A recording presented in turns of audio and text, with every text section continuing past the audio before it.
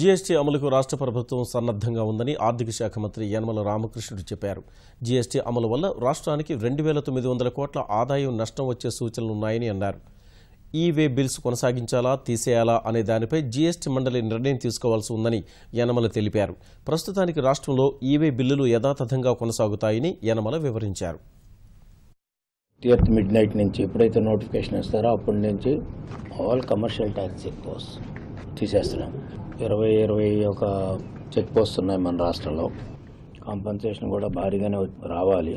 అన్ని communities decide చేశారు కాబట్టి ఆ కమ్యూనిటీస్ వ్యాట్ని దీన్ని టాలీ చేస్తే మనకు రెవెన్యూని టాలీ చేస్తే దాదాపు 2,900 కోట్ల దగ్గర రెవెన్యూ లాస్ వచ్చే సందర్భం కనిపిస్తుంది. అంటే దీనికి క్యాలిక్యులేషన్ కూడా 14% growth rate base year 15-16 base year తీసుకుని 14% గ్రోత్ రేట్ కంటే తక్కువ ఉంటే కాంపన్సేషన్ ఇస్తామనేటువంటిది కౌన్సిల్ డెసిషన్.